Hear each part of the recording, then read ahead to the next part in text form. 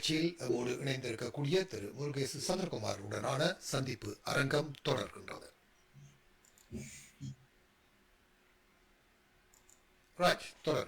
நன்றி சார் சுதீபாலன். நாங்கள் அடுத்த பகுதிக்கு செல்வோமானால், இப்பொழுது வடபகுதியிலே முக்கியமாக கிளிநொச்சி மற்றும் மன்னார் வைத்தியசாலையிலே நடைபெற்ற குளறுபடிகள், அதனுடைய தாக்கங்கள், மக்களுக்கு ஏற்பட அசௌகரியங்கள் பற்றி ஆராய்வோமானால், நீங்களும் அந்த பகுதிக்கு ஓரளவு கிட்ட இருக்கின்ற ஒரு முன்னாள் பாராளுமன்ற உறுப்பினராக இருக்கக்கூடிய ஒருவர், அந்த பிரச்சனைக்குரிய அடித்தளம், அதற்குரிய காரணம், அதற்குரிய விளைவுகளை பற்றி நீங்கள் என்ன சொல்ல முடியும்? இல்லை, நீங்கள் சொல்றது சாவச்சேரி வைத்தியசாலையில் ஆரம்பிக்கப்பட்ட பிரச்சனை. உண்மையிலே சாவச்சேரி மட்டுமல்ல, இலங்கையில இருக்க எல்லா வைத்தியசாலைகளிலும் இது போன்ற பிரச்சனைகள் தொடர்ந்து கொண்டுதான் இருக்கிறது. இலங்கையை பொறுத்தவரையில மருத்துவர்கள், மருத்துவ தாதிகள், மருத்துவ நிபுணர்கள், மருத்துவ தொழில்நுட்ப உத்தியோகத்தர்கள் போன்ற பற்றாக்குறை எல்லா இடத்துலயும் இருக்கிறது. வடகிழக்குல கொஞ்சம் அதிகமாக தான் இருக்கு. பற்றாக்குறை தான் இதுக்கு அடிப்படை பிரச்சனையை உருவாக்குறது. வைத்தியர்களின் பற்றாக்குறை, வைத்திய சேவையில் உள்ள மற்ற சேவைகள், தொழில்நுட்பம், தாதிமார் போன்ற ஆக்களின் பற்றாக்குறை பெருசாக இருக்கிறது. இதால ஆஸ்பத்திரிகள் எல்லாம் என்னை பொறுத்தவரையில ஓரளவுக்கு பகுதிய வளங்களும் இந்த தொழில்நுட்பம் சார்ந்த உபகரணங்களும் ஓரளவுக்கு திருப்திகரமாக இருக்கின்றது வடக்குல இருக்கக்கூடிய ஆஸ்பத்திரிகள்ல. ஆனால் அதை இயக்குபவர்களின் பற்றாக்குறை தான் அந்த தட்டுப்பாட்டை உருவாக்கி கொண்டிருக்கின்றது. இந்த நிலையில தான் சாவச்சேரி ஆஸ்பத்திரியில எல்லா வளங்களும் இருந்தும் தென்மராட்சி மக்களுக்கு சாவச்சேரி சாவச்சேரி பெரிய வைத்தியசாலை உரிய மருத்துவ சேவை வழங்கவில்லை என்று அர்ஜுனா என்று சொல்லி ஒரு அங்க வந்த ஆஸ்பத்திரிக்கு அத்தியட்சராக நியமனம் பெற்றவர் அதை வெளிப்படுத்துகின்றார். அப்போது அவர் வெளிப்படுத்தின விடயங்களில் சிலது உண்மை இருக்கின்றது, அதை நான் மறுப்பதற்கு இல்லை. ஆனால் அது வெறும் சாவச்சேரியில மட்டுமில்ல, வடக்கில் இன்னும் பல ஆஸ்பத்திரிகளில் இதை விட மோசமான குறைபாடுகள் இருக்கின்றது. ஆனால் அவர் கையாண்ட முறைதான் ஒரு பெரிய சர்ச்சையை ஏற்படுத்தி இருக்கின்றது. பல சிரேஷ்ட அதிகாரிகள், வைத்திய நிபுணர்களை நோக்கி அவர் பொது ஊடகங்களிலே ஆதாரமற்ற குற்றச்சாட்டுகள் இன்றைக்கு அவருக்கு ஒரு சட்ட ரீதியான நெருக்கடியை அவர் எதிர்கொள்ள வேண்டி வந்திருக்கின்றது. நான் நினைக்கிறேன் அதை கேட்க அவர் வவுனியா சிறையில் தான் அடைக்கப்பட்டிருக்கிறார். விளக்கமறியல் மன்னார் நீதிமன்றத்தால் விளக்கமறியல் உத்தரவு கொடுக்கப்பட்டது.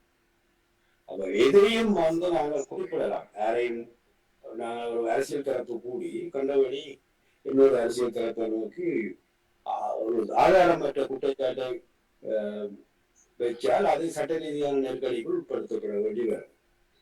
அது மாதிரிதான் அது இருக்கிறார்களுக்கும் அந்த பொறுப்பு இருக்கிறது. அவர் வெளிப்படுத்தினது நியாயமாக இருந்தால் நிச்சயமாக நாங்கள் அரசியல் தரப்பும் மக்களும் அந்த அநியாயத்துக்கு எதிராக குரல் கொடுக்க வேண்டிய கடப்பாடுடையவர்களாக நான் இருக்கின்றேன். ஆனால் அதை நிரூபிக்க வேண்டும். எதுவும் மற்றும்படி வைத்தியத்துறை மட்டும் இல்லை, இன்றைக்கு இலங்கையில இலவசம் என்று சொல்லப்படுகின்ற வைத்தியத்துறையும் கல்வித்துறையும் இன்றைக்கு வியாபார பொருளாக மாறிச்சு.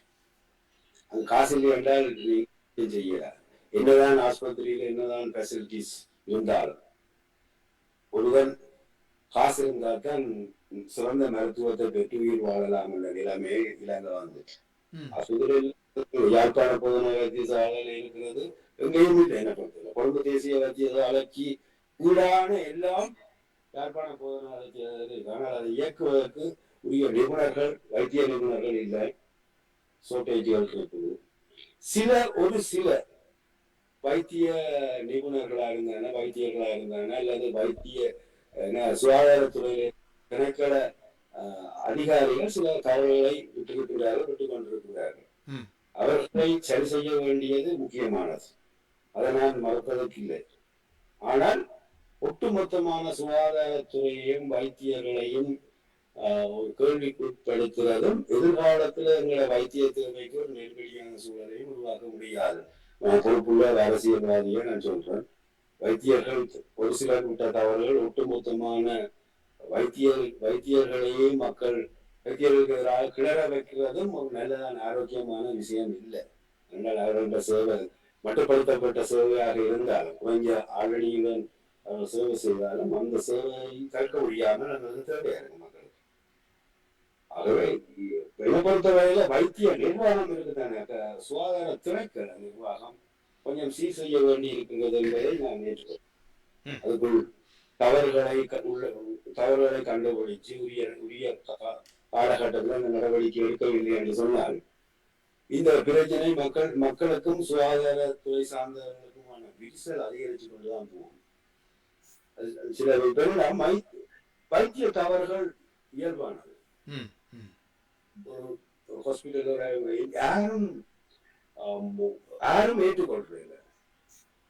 ஆஸ்பத்திரியை கொண்டு போய் அவர் ஒரு கிழமையோ 10 நாளோ 5 நாளோ அட்மிட் பண்ணிட்டாருன்னால் அந்த பாதிக்கப்பட்ட ஆக்கள் இறந்துட்டாருன்னு சொன்னால் பாதிக்கப்பட்ட ஆக்கள் 100% இல்ல அவருக்கு கேன்சர் சொல்ல மாட்டார்கள். அது வைத்தியத்துல எரர் இருக்கு, சரியான முறையில ட்ரீட்மெண்ட் கொடுத்திருந்தா அதை காப்பாற்றி இருக்கலாம். அப்படியான நானும் இந்த செத்தவர்களுக்கு போய் அஜித்தவர்களுக்கு போகணும்னு போய் அந்த ஹாஸ்பிட்டல் சரியில்லை, ஹாஸ்பிட்டல்ல குறைபாடு இருக்குன்னு சொல்லிவிடும். ஆனா அதை நாங்க நிரூபிக்கிறோம் சொல்றோம். அது மாதிரிதான் இந்த அர்ஜுனா நிரூபிக்க முடியாத அல்லது நிரூபிக்கிறது ஆதாரமற்ற விடயங்களை பொது பேசினதால அது இந்த வைத்தியத்துறை சார்ந்தவர்கள் கொஞ்சம் ஒரு விரக்தியில் இருக்கிறார்கள்.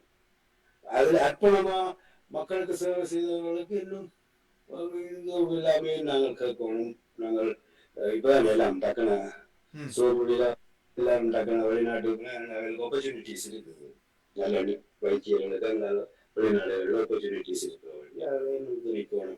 வேண்டிய மனோநிலைகள் எல்லாம் உருவாகி கொண்டது. அது ஒரு ஆபத்தானது. கல்வியிலும் இதே பிரச்சனை. நீங்க பாத்தீங்கன்னா எல்லாம் இலங்கை முழுக்க ஒரு தேசிய ஆஸ்பத்திரியா இருந்தாங்க, ஒரு சின்ன பிரதேச ஆஸ்பத்திரியா இருந்தாங்க, ஆஸ்பத்திரிகளுக்கு முன்னால அந்த கீழே கிடைக்கிற மாதிரி பிரைவேட் கிளினிக்கள் எல்லாம் இருந்துச்சு. நல்ல ஃபெசிலிட்டிஸ் உள்ள ஹாஸ்பிட்டல், பிரைவேட் ஹாஸ்பிட்டல் எல்லாம் வளர்ந்து வந்துட்டு காசு மக்கள்கிட்ட இருந்து வைத்தியம் என்று போனால் எப்படியாவது எனக்குரிய நோயை குணப்படுத்தி விடவும், காசை விட செலவழிச்சாலும் பரவாயில்ல நோயாளிகள் இருக்கிறதால தனியார் வைத்திய துறை வேகமாக வளர்ச்சி அடைஞ்சிருக்கு. அது என்னென்றால் அரசு ஆஸ்பத்திரியில வேலை செய்யறவங்க சொல்லி இருக்கு. கன்சல்டன்ட் 5000 போயிட்டு ஒரு டாக்டர் ஒரு 5 நிமிஷம் ஒரு பேஷண்டோட மிளக்கிறது 5000 ரூபாய் பீஸா போயிட்டு கன்சல்டன்ட் ஃபீஸ். அதுல ஹாஸ்பிட்டலுக்கு இருப்பாங்க, டாக்டருக்கு இருப்பாங்க. அப்ப டாக்டர்ஸ் ஈர்க்கப்படுகிறார், அரசு வைத்தியர்கள் ஈர்க்கப்படுகிறார். அதெல்லாம் ஒரு டாக்டர் சொன்னார், ஒரு ஜிஎம்ஓ இருக்கிறவர், அரசு வைத்திய சங்கத்தில் இருக்கிறவர் சொன்னார், நாங்கள் 20 நாள் தான் வேலை செய்யறோம், 10 நாள் லீவ் எடுக்கணும். அது சட்ட ரீதியாக பிள்ளை, ஆனால் அது ஒரு நடைமுறையாக இலங்கை முழுக்க பின்பற்றப்படுது. ஒரு டாக்டர் ஒரு மாசத்துல 20 நாள் தான் வேலை செய்யறார், 10 நாள் ஓய்வு எடுக்கிறார், 10 நாள் லீவ் எடுக்கிறார். அப்படி இல்லை, மற்ற துறைகள்ல அப்படி செய்யல. இது ஏதோ ஒரு சட்ட ரீதியாக இல்லாட்டும் ஒரு சமுதாய ரீதியா இது தொடர்ந்து இந்த நிலை மாற்றப்படும். வைத்தியர்கள் என்றால் அரசு சம்பளம் எடுக்கிற வைத்தியர்கள் அவர்களுக்குரிய அந்த டைம் எல்லாரும் ஓவர் டைம் அடிக்கணும், அவையெல்லாம் ஒத்துக்கொள்ளும். உள்ள முழு டாக்டர்ஸும் ஓவர் டைம் அடிக்கணும். ஆனா ஓவர் டைமுக்கு வேலை செய்யறது குறைக்கும். இது இப்ப வளர்ந்ததில்லை, அது நீண்ட காலமா வளர்ந்து வந்ததுதான் இந்த பிரச்சனை. இதுகளுக்கு ஒரு தீர்வு காணும். அது மாதிரிதான் கல்வித்துறையிலும் பள்ளிக்கூடங்களுக்கு முன்னால டியூட்டர்கள் வளர்ந்து இந்த டியூட்டோரியல் விளம்பரங்களை பார்த்தால் அரசியல் கட்சிகள் தோற்று போய்விடும். கட்டவுட்டுகள், விளம்பரங்கள், பிரபல அவர்களே தங்களை பிரபலப்படுத்தி விளம்பரம் செய்கிறார்கள். அந்த விளம்பரத்தை இது மாதிரிதான் பிள்ளைகளும் நல்ல ரிசல்ட்ஸ் எடுக்கணும், யூனிவர்சிட்டிக்கு போகணும் பெற்றோர்கிட்ட ஆசை. பிள்ளைய டியூஷனுக்கு விட்டால்தான் அவர்கிட்ட விட்டால்தான் பிள்ளை எடுக்கும் என்ற ஒரு நம்பிக்கை மக்கள் பெற்றோர்கிட்ட வளர்க்கப்பட்டது. நோயாளி மாதிரி நான் எவ்வளவு காசு சென்றாலும் ரத்தத்தை மாற்றணுன்ற மாதிரி எவ்வளவு காசு யூனிவர்சிட்டிக்கு அனுப்பணும்ன்ற ஒரு சாமானிய பெற்றோர் இது வந்து இன்னைக்கு காசுத்தான் கொண்டு போது கஷ்டப்படுகிறது. நாங்கள் மருத்துவத்துறை மட்டும் இப்பொழுது நாங்கள் பார்ப்போம்.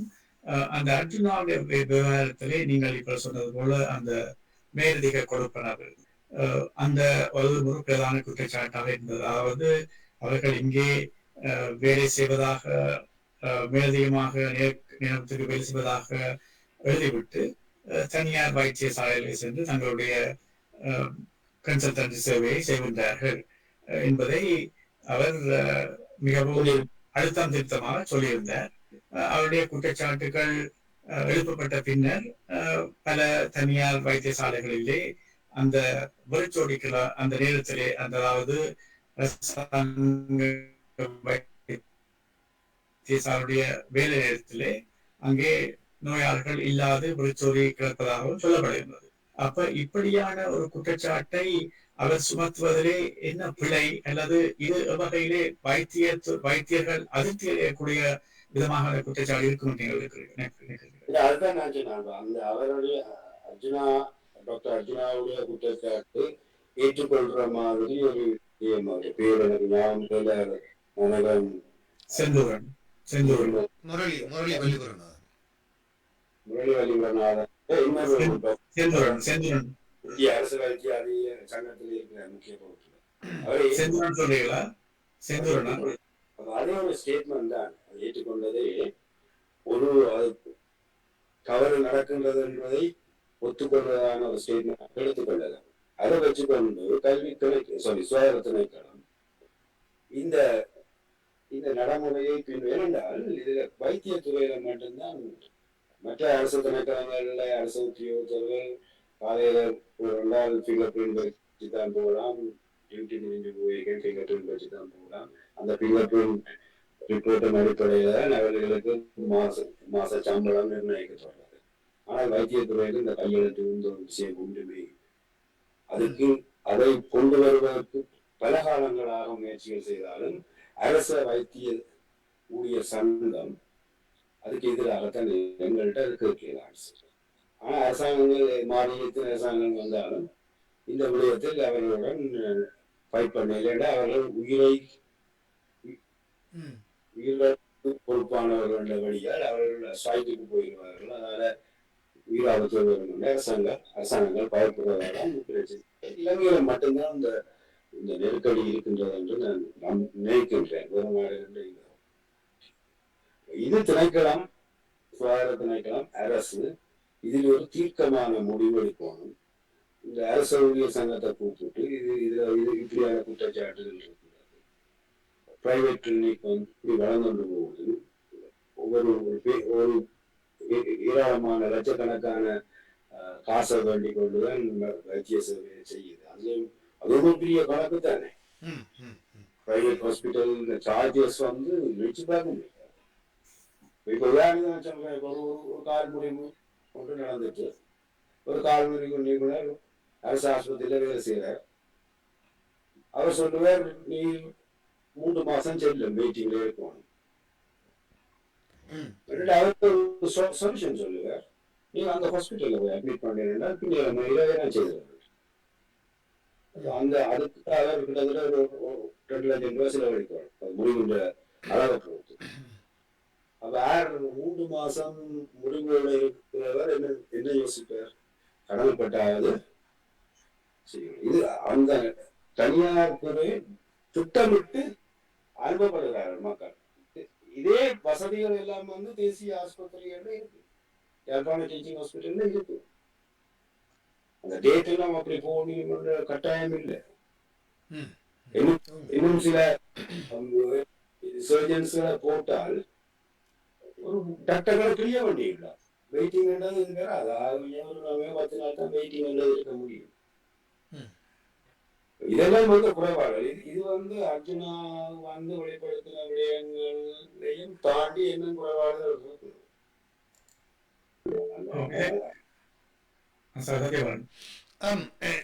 இந்த அர்ஜுனா இந்த விடயங்களை வெளிப்படுத்திய பின்னரும் கூட அரசியல் தலையீடுகள் இந்த விடயத்திலே சிவானந்த அவர்கள் இப்போது மன்னார் பிரச்சனையிலே சார்ஸ் மன்னாதன் போன்றவர்களும் ஈடுபடுவது போன்று முன்வந்திருக்கிறார்கள்.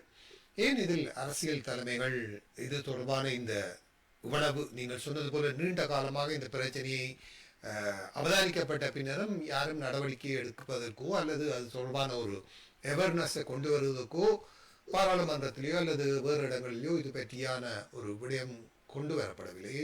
ஏற்கனவே முன்னாள் சுகாதார அமைச்சர் கைது செய்யப்பட்ட போது கூட இவ்வாறான விடயங்கள் வெளியில் வரவில்லையே, ஏன் என்று கேட்டால் என்ன சொல்வீர்? முன்னாள் சுகாதார அமைச்சர் கைது செய்யப்படும் போது அவர் அந்த மருந்துகள் பாரிய மோசடி தொடர்பாக நிரூபிக்கப்பட்டுதான் அவர் கைது செய்யப்பட்டிருக்கார். இன்னும் சிறையில் அடைக்கப்பட்டிருக்கார். அவருக்கு நெக்கில போவதில்லை மிகப்பெரிய காரணமான குற்றம். அப்ப ஆனால் சுகாதாரத்துறையில அது ரொம்ப காலையில அதுக்கு முன்னிருந்த எல்லா அமைச்சர்கள் காலத்திலேயும் அரசு காலத்திலேயும் இந்த பிரச்சனை இருக்கிறது. ஏன் என்று சொன்னால் எங்கள்கிட்ட ஒரே ஒரு பலவீனம் எங்களை நாட்டுல ப்ரொடியூஸ் பண்ற யூனிவர்சிட்டிஸ் ப்ரொடியூஸ் பண்ற மருத்துவர்களினால அது எங்களை தேவைக்கு ஏற்ற மாதிரி இல்லை. அதுலயும் ஏராளமான டாக்டர்ஸ் படிப்புக்காக நாட்டை விட்டு வெளியேறி அல்லது நகர நோக்கி வருவேன். எங்களுடைய ஒரு குணமானத்தில் கிளர்ச்சியில இந்த மெடிக்கல் ஃபேக்கல்ட்டிக்கு 13 பேர் என்ற வழியும் வச்சு பார்க்க முடியும். அதுல 8 பேர் மெரிட்ல பாஸ் பண்ண வழியா ஆட்டோமேட்டிக் போயிடும். மற்ற பேர் அந்த டிஸ்ட்ரிக்ட் கோட்டாவுக்கு கிளர்ச்சிக்கு 13 பேர் இந்த ஃபர்ஸ்ட் டைம் கூடியிருக்கு போன முறையை விட கூடி. ஆனால் எங்களுடைய ஒரு பலவீனம் என்னென்றால் இது மாதிரி தமிழ் டாக்டர்கள் பேரணியாவது கலம்பு யூனிவர்சிட்டியில யூனிவர்சிட்டியில தான் படிக்கிறார்கள். எங்களை ஆட்களுக்கும் விசேட தன்மை இருக்குது. எல்லா யூனிவர்சிட்டிலையும் மெரிட்ல பாஸ் பண்ணிக்கலாம் கூட படிக்கிறார்கள். மெரிட்ல பாஸ் பண்றார்கள் சாய்ஸ் எந்த ஹாஸ்பிட்டல்ல ஒர்க். அப்ப அவர்கள் தங்களது மேற்படிப்புக்காக Colombo Kalubowila hospital, Colombo national hospital, Kandy போன்ற ஹாஸ்பிட்டல் போல அங்கே போய் சீனியர் சர்ஜன் மேலுக்குள்ள படித்தா நல்ல ஒரு குவாலிட்டியான ஒரு இந்தியா சர்ஜன் வரலாம்னு சொல்லி அவர்கள் போயிடுவார்கள். அப்ப எங்களுடைய பிரதேசத்தை நோக்கி வாராக்கள்ல 60% டாக்டர்ஸ் வழக்கு எடுத்துக்கொண்டால் 60% டாக்டர்கள் சிங்கள டாக்டர்ஸ் தான். அவர்கள் தான் 20 நாள் சர்வீஸ் செய்து கொண்டு 10 நாள் லீவ்ல போறாங்க. மற்ற இருக்கிற சீனியர்கள் பிரைவேட் கிளினிக்கு இங்கே பிரிக்கணும் மாறி மாறி. இது நாடு முழுக்க இருக்குது. இந்தியாவில பாத்தீங்கன்னா காலுக்கு வாய்க்கு இடப்படுற மாதிரி எம்பிபிஎஸ் டாக்டர்ஸ் இருக்காங்க. அவங்களுக்கு அது ஒரு குறிப்பிட்ட பெர்சன்டேஜ் தான் கவர்மெண்ட் ஹாஸ்பிட்டல்ல போகலாம் கிடைக்கும். மற்ற பிரைவேட் கிளினிக்ல கவர்மெண்ட் ஹாஸ்பிட்டல் டாக்டர் எடுக்கக்கூடிய தேவையில்லை. அதோட நல்ல அதெல்லாம் பிரைவேட்ல இருக்கிறபடியே இந்த சந்தையில அவைகளுக்கு உண்மையான பிரச்சனைகளுக்கு வாய்ப்பு இல்லை. இங்க மாதிரி அந்த பிரச்சனை வேற எங்க வருது. அளவு குறைவு, கெப்பாசிட்டியும் அந்த யூனியனும் தான் ஒரு பெரிய யூனியனுக்கு எல்லாரும் பயம் உண்மையா. இதுதான் அதுல தவறுகளை திருத்த முடியாத நெருக்கடியான சூழல் சுகாதாரத்துறைக்குள்ள தான் அதிகமாகவே இருக்கின்றது என்பதை நான் தெரியும். ஆனால் திருத்தியே ஆகும். இரண்டாவது கஷ்டமா இருக்க எல்லா ஃபெசிலிட்டிஸ் கவர்மெண்ட் அலோகேஷனை விட டொனேஷன் தான் அந்த ஹாஸ்பிட்டல் டெவலப் பண்ணப்பட்டது. தமிழர்கள் மற்ற வேறு நாடுகள் டொனேஷன் ஜப்பான், நெதர்லாந்து டொனேஷன்கள், இந்தியன் கவர்மெண்ட் டொனேஷன், இதெல்லாம் வந்து ஹாஸ்பிட்டலுக்கு நல்ல வளமா இருக்கு. எல்லா மிஷினரியும் இருக்கு. ஆனால் அதை இயக்குவதற்குரிய நிபுணர்கள் தான் எங்களுக்கு சொல்றது. அதான் பிரைவேட்டுகள்கிட்ட போக முடியும். ஒரு சில ஸ்கேனுகள் வந்து பழுதா போனா கூடி, அல்லது அது பழுதா போனா கூடி அது திருத்துறதுக்கு 2 நாள் செல்லுது. அந்த இடைவெளியில பிரைவேட் எல்லாம் ஏராளமான பேஷண்ட் தங்கள் பக்கங்களை தடுத்து. இந்த விடயத்திலே குறிப்பாக சாதிச்சேரி இதிலே பொதுமக்கள் தான் இந்த போராட்டத்திலே முன்னின்று ஒரு அர்ச்சனாந்த தனி மனிதருக்கு பின்னால் ஒரு பெருந்திரளான பொதுமக்கள் தான் இந்த விடயத்தை வெளியிலே கொண்டு வருவதற்கு முயற்சி எடுத்து அதை வெளியே கொண்டு வந்தார்கள். இப்போது மன்னார் பிரச்சனையாக இருக்கட்டும், அல்லது உங்கள் மாவட்டத்திலே கிளிநொச்சி மாவட்டத்திலே நடைபெறுகின்ற சில சமூக பிரச்சனைகள் தொடர்பாகவும் ஒரு பொதுமக்களுடைய அபிப்பிராயங்கள் சமூக ஊடகங்களிலே காணக்கூடியதாக இருக்கிறது. குறிப்பாக இந்த மண் அகழ்வு பிரச்சனை, பூநகரி மற்றும் கௌதாரி முனை என்று நம்புகிறேன் போன்ற இடங்களில் இருக்கக்கூடிய மண் அகழ்வு பிரச்சனை, அது மட்டும் இல்லாமல் இந்த மதுபான சாலைகளுக்கு எதிரான மக்கள் போராட்டங்கள் பலவற்றை அண்மையில் காலமாக காணக்கூடியதாக இருக்கிறது. இந்த பிரச்சனைகள் தொடர்பாக உங்களுடைய அவதானம் எப்படி இருக்கிறது? இந்த இயற்கைக்கு எதிரான செயல்பாடு குறிப்பா கிளிநொச்சியில் அதிகமாகவே இருக்கிறது. இந்த மண் வளம், கௌதாரி முனை போன்ற இடங்களில் இருக்கிற மண் வளம் தான் யாழ் மாவட்டத்திற்கு ஆற்று மண்ணும் கண்டாவளை பிரதேசங்கள்ல இருந்து இரணமலை போன்ற பிரதேசங்கள்ல இருந்து ஆற்று மண்ணும் யாழ்ப்பாணத்துக்கு தினமும் போய்கொண்டு, இது வந்து கிளர்ச்சியை மட்டுமில்ல ஒட்டுமொத்தமான சூழலியல் பாதிப்புகளை, மிகப்பெரிய பாதிப்புகளை ஏற்படுத்தி கொண்டிருக்கின்றது. பாரிய அளவில் எதிர்காலத்தில் ஏற்படுத்த போகும். இதுக்கு எதிராக நான் பல நெருக்கடிகள் மத்தியில் இதை தடுத்து நிறுத்துவதற்கு பல முயற்சிகள் நான் அதிகார தரப்பாக இருக்கும் போது செய்திருக்கின்றேன். ஓரளவுக்கு கட்டுப்பாடாக நாங்கள் வச்சிருந்தாங்க. ஆனால் இன்றைக்கு அப்படி இல்லை. இன்றைக்கு அது கட்டுக்கடங்கி. அதுக்கு நான் பிரதானமாக நான் குற்றம் சாட்டுவேன் அரசியல் தரப்புகள். இனமும் அரசியல் தரப்புகளை ஆதரிப்பவர்களால் இதுல முன்னணியில் நின்று செயல்படுபவர்களாகவும் சட்டவிரோத செயல்பாடுகளில் ஈடுபடுபவர்களாகவும் இருப்பதனால் மற்றது போலீஸின் அசம்பந்த போக்கும் இருக்கு. இதுல போலீஸின் பிசினஸும் இருக்கு.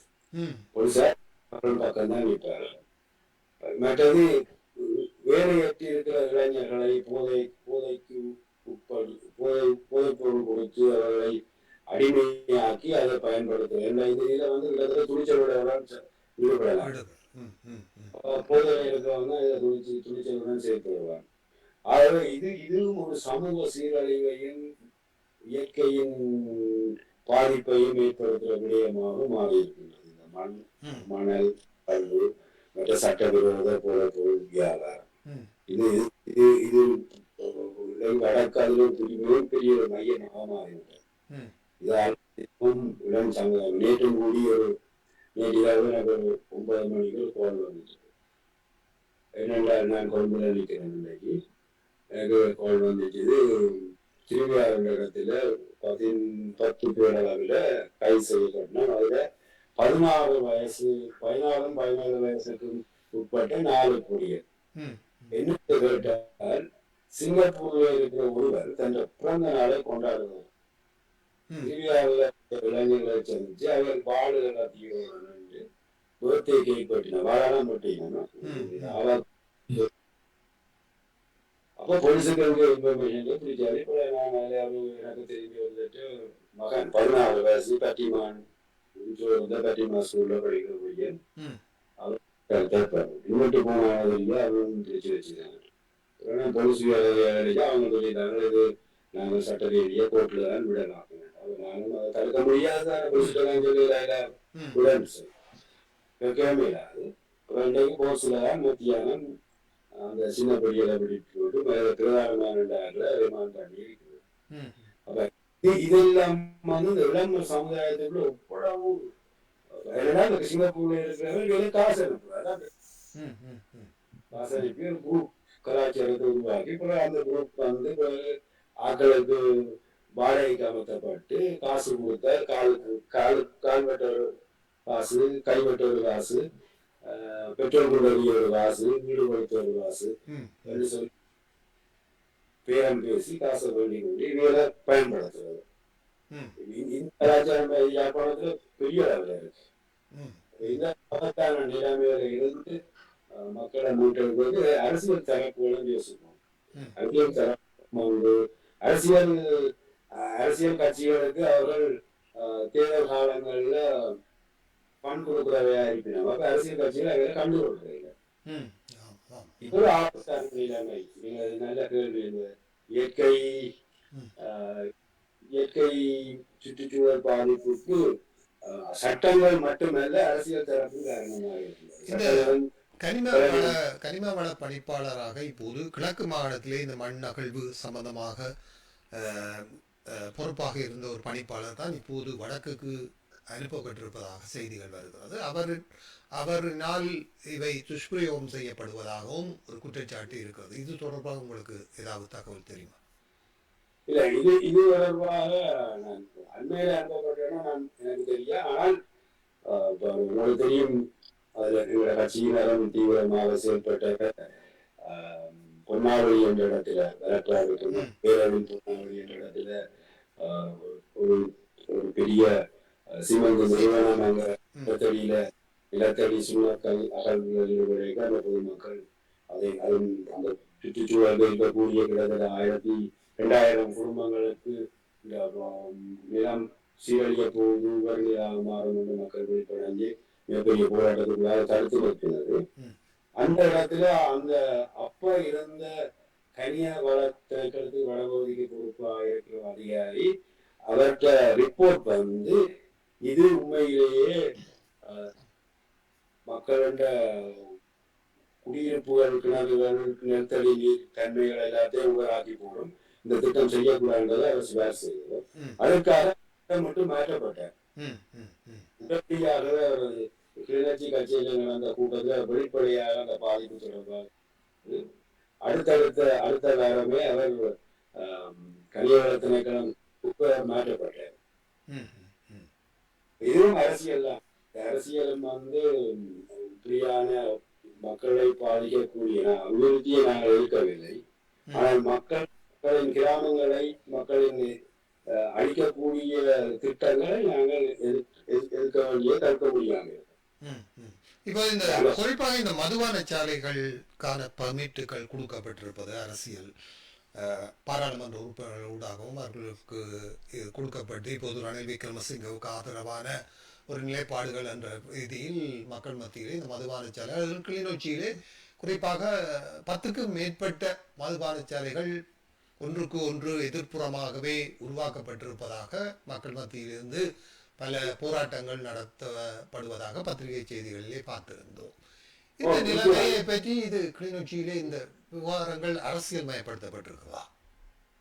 நிச்சயமாக. இந்த இரண்டால் யாழ்ப்பாணத்துல வந்து ஏற்கனவே 95ஆம் ஆண்டு யாழ்ப்பாணம் அரச கட்டுப்பாட்டு பகுதியாக வந்தோடு யாழ்ப்பாணத்துல மரமராண்டு இந்த மதுபான கடைகள் உருவாக்கப்பட்டது. தண்ணி வந்து 2009ஆம் ஆண்டு விடுவிக்கப்பட்ட பிறகு அன்றைய ஆட்சியில் இருந்தவர்கள் இந்த கடைகளை நாடு முழுக்க கடை செய்து வைத்திருந்தார். இந்த புதிய லைசன்ஸை வழங்குவது கடை பிறகு வந்த 2015க்கு பிறகு ரணில் விக்ரமசிங்க காலத்திலே வந்து நடக்கியது. பிறகு திடீரென இப்ப அப்ப கிளிநொச்சியில வந்து மதுபான சாலைகளுக்கான கணவர் முயற்சியை செய்து கொண்டிருந்தது. அரசாங்கம் தடுத்து வச்சிருந்தார். திடீரென பாராளுமன்ற உறுப்பினர்களின் சிபாரிசின் அடிப்படையிலும் அமைச்சர்களின் சிபாரிசின் அடிப்படையிலும் மாதிரி 10 மதுபான நிலையங்கள் மொழமொழி வேகமா வந்து ஒரு 10 நாளுக்குள்ளே வந்துச்சு. இப்போ மக்கள் அங்கங்க எதிர்ப்பு தெரிவிச்சிருக்கிறார்கள். ஆனால் சட்டம் வந்து அதை தடுக்க முற்படவில்லை. அதாவது சட்டம் அதுக்கு சார்பாக இருந்தபடியால் அரசியல்வாதிகளும் இதுல பங்களிக்கிறபடியால் மக்களை திரட்டி எதிர்ப்பு செய்யக்கூடியதாக யாரும் இல்லாத இருக்கின்றது. எல்லாரும் அது அரசியல்வாதிகள் நேரடியா நடத்துறது அல்ல, அவர்கள் பினாமி பேர்ல நடத்துறார்கள். ம் அல்லது அந்த business வந்து கோடிக்கணக்கான பெறுமதிக்கு விற்கிறார்கள். ம் ம் இன்னொரு அது வந்துட்டு இது கிணச்சி மட்டுமல்ல, முல்லைத்தீவு, வவுனியா, மன்னர், கிழக்கு மாகாணத்தில் பகுதியெல்லாம் வந்துட்டு அதுல நான் அறிஞ்ச வரை பல அரசியல் பிரபலங்கள் வந்து ரணில் விக்ரமசிங்காட்ட வேண்டி இருக்கிறான். ம் ம் ம் ம் நல்லது. அடுத்த கேள்விக்குள் நீங்கள் செல்லலாம். அடுத்ததாக மீண்டும் அந்த சாவச்சேரி வைத்தியசாலை விடயத்துக்கு வருவோமானால், அங்கு தென்மராட்சி அபிவிருத்தி சங்கத்தினால் அளிக்கப்பட்ட நிதி மற்றும் உபகரணங்களிலே மோசடி நடைபெற்றதாகவும், அதை அர்ஜுனா அவர்கள் வந்த பின்னர் தான் அது வெளிக்கொணரப்பட்டதாகவும், தென்மராட்சி அபிவிருத்தி சங்கத்தைச் சேர்ந்த வெளிநாட்டிலே இருக்கின்ற, அதாவது பிரம நாட்டிலே இருந்து அங்கே பணம் அனுப்பிய உறுப்பினர்கள் கூட சில ஆதங்கங்களை வெளிப்படுத்தியிருந்தார்கள். அது சம்பந்தமாக உங்களுக்கு தெரியுமா? இதுல வந்து அந்த ஆஸ்பத்திரி நிலம்புரி சங்கம் என்று நான் நினைக்கின்றேன். ஹாஸ்பிட்டல் வெல்ஃபேர் சொசைட்டி சொல்றது வேற விதமா வேற ஹாஸ்பிட்டல்ல இருக்கு. நோயாளிகள் நிலம்புரி சங்கம் என்று இங்க யாழ்ப்பாணம் டீச்சிங் ஹாஸ்பிட்டல் இருக்குது. அது போல ஆஸ்பத்திரி அபிவிருத்தி சங்கம் என்றது வேற. இந்த ஆஸ்பத்திரி அபிவிருத்தி சங்கம் தான் சாவச்சேரியில இருக்குது. ஆனால் ஆஸ்பத்திரி அபிவிருத்தி சங்கத்துக்கு பப்ளிக் சொசைட்டிக்கும் சம்பந்தம் இல்லை. ஆஸ்பத்திரி நிர்வாகக்காரரே தான் அதன் நிர்வாகத்திலே இருக்கிறார். நான் அந்த லெட்டரை பார்த்தேன். அந்த லெட்டர்ல கிளிநொச்சியில உள்ள நோயாளி நலம்புரி சங்கம் அது மெம்பர்ஸ் ஆக நலம்புரி சங்க அங்கத்தவர்களால ஒரு பொது போடியா தெரிவு செய்யப்படுறது. அது மாதிரி சாவச்சேரியில ஆஸ்பத்திரி அபிவிருத்தி சங்கம், அதுக்கு அந்த அபிவிருத்தி சங்கத்துக்கு நேரடியா புலம்பெயர்ந்துல இல்ல தென்னராட்சியை சேர்ந்த புலம்பெயர் மக்கள் வந்து தங்களோட ஹாஸ்பிட்டலுக்கு டொனேஷன்களை அனுப்பி இருக்கலாம். அது துஷ்பிரயோகம் செய்யப்பட்டதுன்றதை பற்றி டாக்டர் அர்ஜுன் சொல்றார். ஆனால் அது எப்படி ப்ரூஃப் பண்றதான் அவருக்கு பொறுப்பு. அதை ப்ரூஃப் பண்ணுவோம். டொனேஷன்கள் மக்களுக்காக பயன்படுத்தப்படலைன்றது ப்ரூஃப் பண்ணும் சட்ட ரீதியா. அப்படின்னா அந்த நிர்வாகத்துல இருந்தா அதுக்கு பொறுப்பு சொல்லுவாங்க. அப்ப அவங்களையும் குற்றம் சாட்டி அதை ஆதாரமா வச்சாதான் அவருக்கு நடவடிக்கை எடுக்கலாம். அல்லது அதுல ஆதாரம் குற்றச்சாட்டா இருந்தா அவர்கள் அப்படி செய்திருந்தவர்கள் தப்பிச்சு கொள்ளுவார்கள். அந்த ஆதாரங்களை சமர்ப்பிக்க வேண்டியது கட்டாயம்.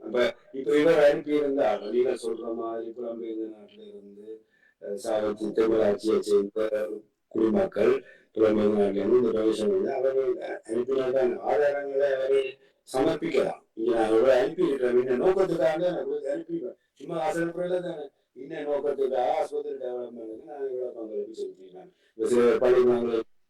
பள்ளிக்கூடங்கள் ஆட்சி கட்டுறதுக்கு, மதில் கட்டுறதுக்கு, சுற்றுமதில் கட்டுறது, மதில கட்டப்படாமல் இருந்தா அவர் கேட்கறாங்க. அவர் உரிமை இருந்தாங்க. அது மாதிரி இப்ப நீங்க சொல்றது ரெடிய கூடாதா அவருக்கு அன்பளிப்பு தேர்ந்தவர்கள் அவையிலையும் ஒரு சேனலாக ஒருங்கிணைக்கலாம். இதைத்தானே சமூக வலைதளங்கள் அனுப்பி சொல்லுங்க, மிஸ் பண்ணி போயிட்டு அதை சம்பந்தப்பட்ட சுகாதார அதிகாரிகளுக்கு அல்லது மக்கள் பிரதிநிதிகளை கொடுத்தா எனக்கு தந்தா கூட அது அது ஒரு சமூக பொறுப்பு. அது அதுல துஷ்பிரயோகம் செய்யணும்னா அது கூட அப்படியே எனக்கு இன்னும் சாவச்சேரி ஹாஸ்பிட்டல் எனக்கு தெரியும் 2011ஆம் ஆண்டு நினைக்கிறேன் ஒரு புதிய பிளாக் ஒன்று கட்டப்பட்டது. ஆஸ்பத்திரிக்கான ஒரு புதிய பிளாக் ஒன்று கட்டப்பட்டது. இந்த வேலைக்கு அந்த பிளாக் பயன்படுத்தப்படையாது. அதுதான் அந்த ஜெனரேட்டர் சொல்லிக்கிறேன். ஜெனரேட்டர் வரையில சொல்லி இப்பதான் வந்து ரங்கிலுக்கு போறாங்க. அதுவும் டாக்டர் அர்ஜுன் வழியா தான் அது வேகமா வந்தது. அப்ப அந்த யூனிட் வந்து கிட்டத்தட்ட 12-13 வருஷத்துக்கு பிறகுதான் இப்ப அதை பயன்படுத்துறதுக்கு நடவடிக்கை. அது நல்ல பிளாக். அதுக்குள்ள எல்லாம் ரிப்பேரா போயிருக்கு. அதுக்கு உள்ள 13 வருஷம் யூஸ் பண்ணாம இருந்தா என்ன நிலைமையில இருக்கு தெரியும். கல்யாணம் முடிச்சு இன்னும் இருக்கு. அப்ப இதெல்லாம் வந்து டாக்டர் அர்ஜுனா வெளிப்படுத்தின இந்த தகவல்கள் வெளியே வந்தது. ஏன்னா அந்த திறப்பு நானும் போனேன் வழியில அந்த பிளாக் இந்த வடிவான பிளாக் ஒன்று கட்டப்பட்டது. அடுத்தபடியாக சாவச்சேரியிலே நடக்கும் விபத்து சம்பந்தமான அல்லது சில முக்கியமான சிகிச்சைகள் அங்கே அளிக்கப்படாமல் உடனடியாகவே யாழ் மருத்துவமனைக்கு பரிந்துரை செய்யப்படுவதாக குற்றச்சாட்டும் எழுந்திருக்கிறது. இப்படியான குற்றச்சாட்டுகள் எல்லாம் தவிர்க்கப்பட வேண்டிய குற்றச்சாட்டுகள் தானே? நிச்சயமாக ஏனென்றால் ஆஸ்பத்திரியில இயங்கக்கூடிய எலும்பு முறிவு ஆக்சிடென்ட் கூட நடக்கிறது தான் வழக்குல இன்னும் அதிகம் பெர்சன்டேஜ் படி பார்த்தா இலங்கையில வழக்கெல்லாம் கூட ஆக்சிடென்ட் அந்த வார்டுகள் எல்லாம் விட்டே இருக்காது.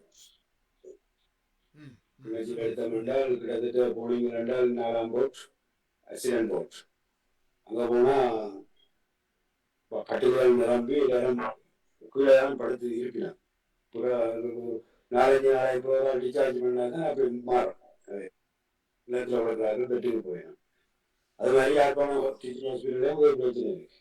ஏன் அப்படி அதெல்லாம் யாழ்ப்பாணத்துக்கெல்லாம் கூடுதல்னு சொன்னா இந்த பிரதேச ஆஸ்பத்திரிகள் இருக்குதானே, பெருத்துறை, சாவச்சேரி, மானிப்பாய், இந்த ஆஸ்பத்திரிகள் சரியா இயங்கினா யாழ்ப்பாணத்துல கிரௌட் கூட இருக்கும்.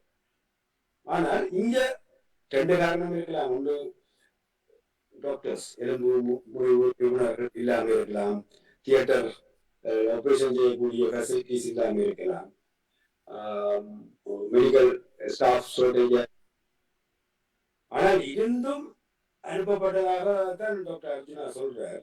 அப்படி இருந்தும் அனுப்பப்பட்டிருந்தால் அது விசாரிக்கப்பட வேண்டும். ஏனென்றால் டாக்டர் சத்தியம் 5000 பேஷண்ட் ஓபிடி ஒரு நாளைக்கு டீச்சிங் ஹாஸ்பிட்டல். ஏன் 5000 போவோம்? ஏன் கிளிநொச்சியில இருந்து போவோம்? ஏன் பூனேரியில இருந்து போகணும்? ஏன் கருத்துறையில இருந்து போகணும்? அங்கெல்லாம் ஹாஸ்பிட்டல் கொடுத்தானே. ஏன் எல்லாரும் யாழ்ப்பாண டீச்சிங் ஹாஸ்பிட்டல் புரியும் சாதாரண இடத்துல கூடி?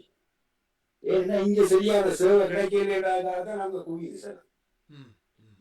இது ஒரு பெரிய ஏன் அப்படி என்றதுக்கு சரியான பொறுப்பு தேவை. இப்போ மெடிக்கல் ஸ்டாஃப் இப்படி லீவ் எடுத்தார், என்ன ஷார்டேஜோ ஓபிடியில பாக்குறது ஆக்கள் டாக்டர்ஸுக்கு என்ன செய்யறது? சரி, அதுதான் சாவச்சேரி மக்கள் கண்ணுக்கு முன்னாலே ரோட்ல ஒரு பெரிய ஆஸ்பத்திரி பாக்குறான், உள்ளுக்க போனா ஒன்றும் இல்லை. சந்த கோபம் வராது. இருந்தது தென்மராட்சி வெறும் சாவச்சேரி வெறும் சாவச்சேரி மக்களுக்கு இல்லை. பழையில இருந்தும் போகினோம், இருந்தும் போகினோம், பரணியில இருந்து போகினோம். சரியான தூரங்கள். அவ்வளவு தூரங்கள்ல இருந்து சாவச்சேரியை நம்பி பெரிய ஹாஸ்பிட்டல் போனாலும் அங்க மக்களுக்கு திருப்தியான மருத்துவ சேவை கிடைக்கிறதுல கோபம் இருக்கும். அந்த கோபங்கள் எல்லாம் ஒன்று திரண்டி டாக்டர் அர்ஜுனா அதை வெளிப்படுத்தினால்தான் மக்கள் ஒரு அரசியல் பின்னணியும் இல்லை, யாரும் புஷ் பண்ணியே இல்லை. மக்கள் தானாக ஒரு தன்னெழுச்சி போராட்டமாக தான் நாங்கள் இந்த போராட்ட மக்களோட உணர்வு எல்லா வகைகளையும் வெளிப்படுத்தப்படணும் என்றதான் என்னுடைய ஆசை. அரசியல்வாதிகளை திருத்துவதற்கு மக்கள் தன்னெழுச்சி போராட்டத்தை முன்னெடுக்க வேண்டிய கட்டாயம். முந்தி மக்கள் அப்படி இருந்தார். போராட்ட ஆயுத போராட்ட இயக்கங்களுக்கு எதிராகவே மக்கள் போராடினார். தெரியும், யாழ்ப்பாணம் ஆயுத போராட்ட அட்டூழியங்களுக்கு எதிராக மக்கள் போராடினார். அப்படி ஒரு காலம் இருந்து இனியும் அப்படி வரணும். அப்ப அரசியல்வாதிகளும் திருந்துவார்கள், அதிகாரிகளும் திருந்துவார்கள். இந்த அர்ஜுனாந்த விஷயம் நீ சொன்னீங்க, அடுத்த நாள் பிரைவேட் ஹாஸ்பிட்டல் எல்லாம் டாக்டர்ஸ் இல்லாம சேனல் பண்ணி இல்லாம இருந்ததுன்னு சொல்லி பயம் வந்திருக்க. அதனால மக்கள் தன்னெழுச்சி போராட்டம் முக்கியமான. அரசியல்வாதிகள் நான் சொன்னதானே, சாராக்களை அரசியல்வாதிகள் சாராக்களையா மக்களை புஷ் பண்ணி மக்களா போராடினாச்சு. தன்னெழுச்சி போராட்டம் கணக்க நடக்கு. அடுத்தபடியாக அந்த மன்னார் வைத்தியசாலையிலே நடைபெற்ற அந்த இறப்பு சம்பந்தமாக வைத்தியர் அர்ஜுனா அவர்கள் அங்கே சென்று சில ஏற்றுக்கொள்ள முடியாத விதமான நடவடிக்கைகளை எடுத்திருந்தார். அதன் பின்னர் அவர் மீது குற்றச்சாட்டு சுமத்தப்பட்டு அவர் கைது செய்யப்பட்டு இப்பொழுது தடுப்பு காவலில் இருக்கின்றார். அவர்களுடைய வழக்கு நேற்று நீதிமன்றத்துக்கு வந்த பொழுது அவருக்கு எதிராக மன்னாரைச் சேர்ந்த சுமார் 22 சட்டத்தரணிகள் அவருக்கு பிணை வழங்கக்கூடாது என்று எதிர்ப்பு தெரிவித்திருந்தார்கள். ஆனால் அப்படிப்பட்டவர்களிலே எத்தனை பேர் அந்த பாதிக்கப்பட்ட பெண்ணினுடைய அல்லது அந்த குடும்பத்தினுடைய சார்பாக நீதிமன்றத்திலே வழக்கு தொடுக்கவோ அல்லது ஒரு குரல் எழுப்பவோ முடியாமல் ஒரு செயற்பாடு அற்றவர்களாக இருந்து இந்த குற்றச்சாட்டுக்கு அல்லது அநியாயத்துக்கு எதிராக செயற்பட்டவரை பிணையை விடக்கூடாது என்று அங்கே நீதிமன்றத்திலே தங்களுடைய எதிர்ப்பை தெரிவித்திருந்தார்கள்.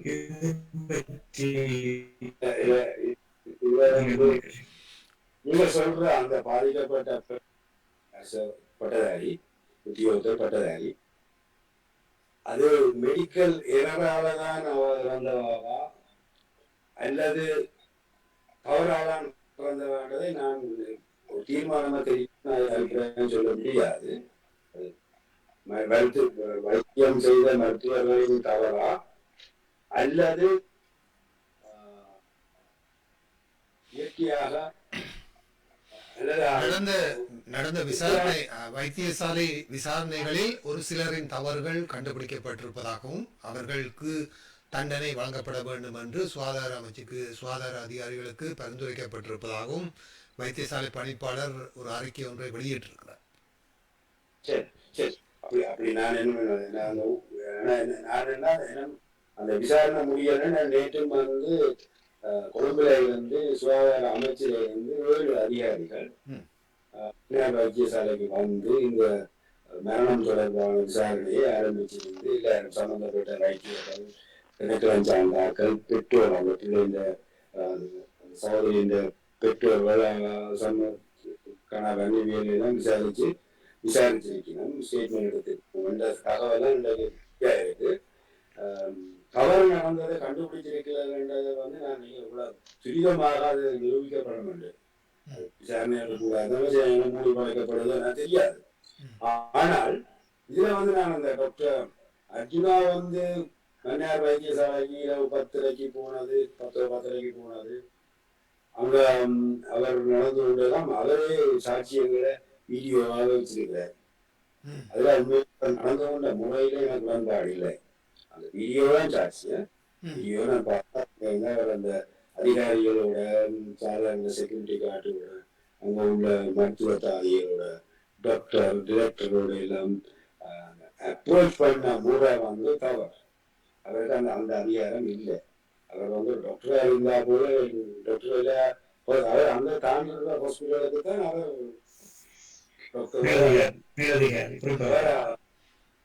இன்னொரு ஹாஸ்பிட்டல் இன்னொரு நிர்வாகம் இருக்கு. அந்த நிர்வாகத்தில் நட்பரீதியாக பேசி கழிச்சிருந்தால் அல்ல தனக்கு ஒரு வீடியோ ப்ரமோஷன் பற்றி அக்கறைப்படாமல் உண்மையாக அந்த பிள்ளை பாதிக்கப்பட்டதுக்காக வந்து இருந்து வெளியாக கதைச்சிருந்தால் அவற்றை யாரும் கேட்கலாம். 1000 பேர் கேட்டால் அந்த ஹாஸ்பிட்டல் படிப்பாளர்கள் அந்த பொறுப்பு இருக்கிறது அதுக்கு விளக்கம் சொல்றோம். இதை குறுக்கிறது பண்ணிக்க வேண்டும்.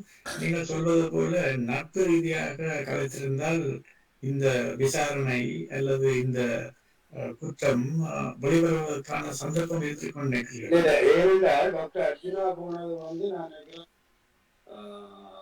சனிக்கிழமை நினைக்கிறேன். சனிக்கிழமை ஞாயிற்றுக்கிழமை சனிக்கிழமை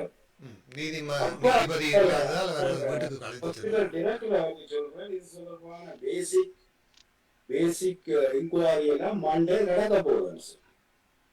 ஆகவே அர்ஜுனா போன வழியா தான் இந்த இன்குவாரி தொடங்கினோம். இல்லை சில நேரங்களில் இந்த இன்குவாரி ஒரு சரியாக நடத்தப்படணும் அழுத்தத்தை அர்ஜுனாங்க விஜயம் கொடுத்திருக்கலாமே தவிர அது ஏற்கனவே தொடங்கப்பட்ட விடயமாகத்தான் அங்க சொல்லப்பட்டது. இந்த டிரெக்டர் இவரை சொல்ற இதற்கு பின்னாலே வந்து வீடியோ எடுக்கிறவங்க சொல்றாரு திங்கட்கிழமை நாளைக்கு அதெல்லாம் வேற சொல்லிடுறேன். இவர் கேட்கிற அந்த ஆவணத்தை நீங்களே கொடுத்த நீங்கள் இந்த ஆவணத்தை அது அவருக்கு சொல்ல அந்த டிரெக்டருக்கு அந்த மேலதிகமான விவரங்கள் அப்ரோச் கொஞ்சம் ஹிட் அமைச்சர் மாதிரியான ஒரு ஹெட்ல இருந்து அந்த கொஸ்டின் கேட்க நான் இதோட அந்த வீடியோவில் என்னோட கணவர் காய்ச்சா அவர் கணவர் அர்ஜுனாக்கு ஆதரவான ஆகிறவங்க அந்த அப்ரோச் ஏற்றுக்கொள்ள அந்த வகையில் நானும் தான் இந்த அப்ரோச் அப்ரோச். இந்த வேளையில் எங்களோடு பேசுவதற்கு ஒரு நேயர் இணைந்திருக்கிறார். வணக்கம் அறிவான். வணக்கம் சத்யவான், வணக்கம் ராஜ், வணக்கம் போக்கஸ் தமிழர்கள், வணக்கம் சந்திரகுமார் அவர்களே. நீங்கள் பழைய பாராளுமன்ற உறுப்பினர் என்றதும் இன்னைக்கு இந்த வானொலியில வந்த பிறகுதான் நான் உங்களை நீங்கள் என்ன சமத்துவ கட்சி என்று கட்சியில இருக்கிறீங்களெல்லாம் தெரிய வந்த சந்தோஷம். பல விஷயங்களை காய்ச்சிங்க.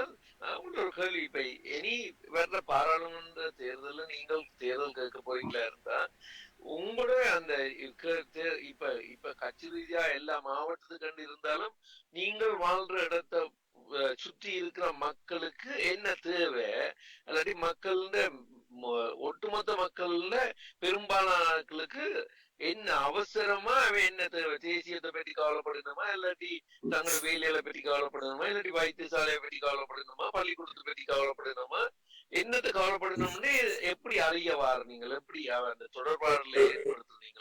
என்னென்றால் நீங்க சொல்ற முக்கியமான விஷயம், நான் அடுத்த பாராளுமன்ற தேர்தல் வந்து நான் நிச்சயமா பாராளுமன்ற தேர்தலை நான் போட்டியிடுவேன். சில சமத்துவ கட்சியாக நாங்கள் பரந்துபட்ட யூனிட்டி ஐக்கிய முன்னணியாக போட்டியிடுவோம். நான் பேஸ் வந்து கிளிநொச்சி மாவட்டத்தை சேர்ந்தவர்கள் நானும் தென்மராட்சி இருந்தாலும் அப்பண்டூர் தென்மராட்சி அம்மாண்டூர் கிளிநொச்சி பழைய. அப்ப அங்க வந்து இப்ப கிளிநொச்சியே நான் பிரிச்சிருந்தேன்னா யுத்தம் முடிஞ்ச கையோட முழு குடியேற்றத்துக்கு அந்த மாவட்டத்துக்கு நான் தான் பொறுப்பா இருந்தேன். குடியேற்ற பொறுப்பு மாவட்ட அமைப்பு என்னுடைய தலைமையில தான் முழு குடியேற்றம் முழுமையாக செயல்படுத்தப்பட்டது. அந்த 5 வருஷ காலத்துல நான் ஓரளவுக்கு யுத்தத்துல அழிஞ்சு போன மக்களின் மூல கட்டியமைப்பு நாங்கள் தெரியும். இலங்கையிலே கிளிநொச்சி மாவட்டம் தான் 100% அளிக்கப்பட்ட ஒரு மாவட்டம். அதுவே முழு குடியேற்றவையில சீரோவில இருந்து ஆரம்பிக்கப்பட வேண்டியிருக்கிறது. மண் மாட்டுல மயான மாட்டுல தான் முழு குடியேற்றம் உருவாக்கப்பட கல்லுக்குடி இருக்கையில நீங்கள் சொல்றது வந்து கிளிநொச்சி டவுனுக்கு அப்பாற்பட்ட மற்ற இடங்கள்ல கேண்டி ரோட்டோட இருக்கிற கிளிநொச்சி மாவட்டத்தை நான் சொல்றேன், ஒட்டுமொத்தமான மாவட்டம். ஏன்னா கிளிநொச்சி மாவட்டத்துல கிளிநொச்சி வந்து ஜியோகிராபிக்கலா ஒரு பெரிய ஏரியா, பெரிய ஜியோகிராபிக்கலா ஒரு பெரிய ஏரியா. மாவட்டத்தையும் முல்லைத்தீவு மாவட்டத்தையும் விட பெரிய ஏரியா நிலப்பரப்பு. முல்லைத்தீவு மாவட்டம் கொஞ்சம் பெருசு, முல்லைத்தீவு மாவட்டம் கொஞ்சம் பெருசு, கிளிநொச்சி பெரிய பறந்துபட்ட ஒரு பிரதேசம். ஆகவே அந்த மாவட்டத்தை கட்டியமைக்க வேண்டிய பொறுப்பு இருந்தது. இருந்தாலும் எல்லாம் அங்க முடிஞ்ச வேண்டியது.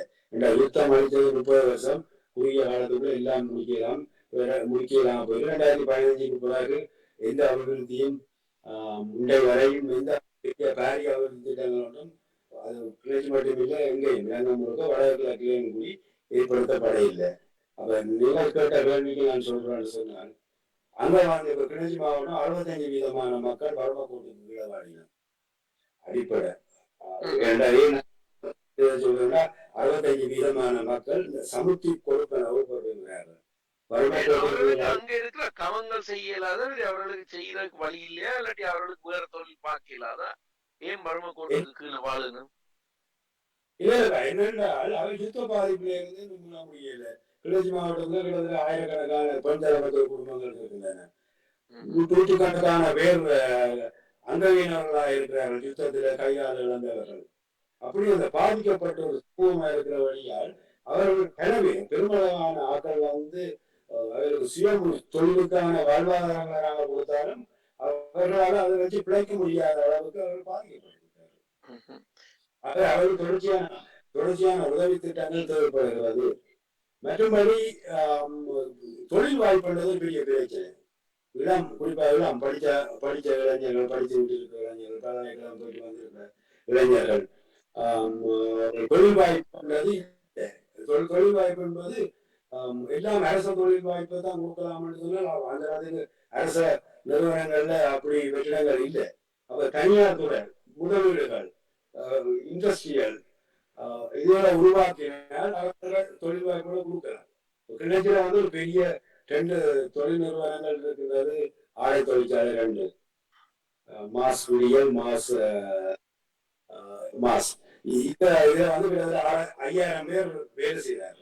இது 2011ஆம் ஆண்டு நான் முன்னிலிருந்து பொறுப்பா இருக்கேன் இந்த நிறுவனத்தை வந்து ஆரம்பிக்கப்பட்டது. இன்றைய வரையும் அது வெற்றிகரமாக இயங்கிக் கொண்டு கிட்டத்தட்ட 6000 பேருக்கு தொழில் வாய்ப்பு கொடுக்கக்கூடிய நிறுவனமாக இருக்கின்றது. இது போதாது. இது எல்லா பகுதிகளிலும் வந்து உருவாக்கப்படும். நீங்கள் தேர்தல் காலத்துல நடக்கிற பிரச்சாரத்துக்கு மற்ற காலங்கள்ல நீங்கள் மக்களை சந்திக்கிற ஏதாவது ஒரு முறை இருக்கா? ஏதாவது கூட்டங்கள் அப்படி இல்லாட்டி கிராம சேவர்களோட போய் சந்திக்க அப்படி வளமையா ஏதாவது நடக்குதான்ற ஒரு கேள்வி. அதுக்கு மேலால இன்னொரு கேள்வி, நீங்கள் சொன்னீங்க சுமந்திரன் அவர்கள் ஏற்றுக்கொண்டார், தாங்கள் இன்னும் கூட செய்திருக்கலாம் செய்யலன்னு. இது யுத்தம் முடிஞ்சு 15 வருஷத்துக்கு பிறகுதான் அவர் ஒத்துக்கொள்றாரு. ஏனென்றா இப்ப அடுத்த தேர்தல் வரப்போகுதுன்னா வெள்ளனவே சொல்லிட்டாரு அவங்களுக்கு தாங்கள் செய்யறப்புல செய்யணும்னு. அவர் முதல் நீங்க சொல்ற சரி 15 வருஷத்துக்கு பிறகுதான் சொல்றார். ஆனால் அந்த யதார்த்தத்தை புரிஞ்சு கொண்டது ஒரு மாற்றம் தானே. இப்படியும் இன்னும் போகாமல், இன்னும் மக்களை உசுப்பேற்றி அரசியல் செய்யாமல் மக்களுக்கு உருப்படியான நிர்பந்தம் ஒரு எல்லைக்கு வந்துட்டு தானே. அது ஒரு மாற்றம் தானே. அந்த மாற்றத்தை தான் நான் ஏற்றுக்கொள்றேன். நீங்க கேட்டீங்க மக்களை, நாங்கள் தேர்தலுக்காக மட்டும் இல்லை, மக்கள் போடுறது மக்கள்கிட்ட ஒவ்வொரு நாளாம் இருக்கு. அலுவலகத்துல மக்களை நான் சந்திக்கின்றேன். நான் நினைக்கிறேன் தமிழ் பாராளுமன்ற உறுப்பினர்கள அலுவலகம் வச்சு மக்களை சந்திக்கிற 1-2 பேர் தான் நான். நன்றி.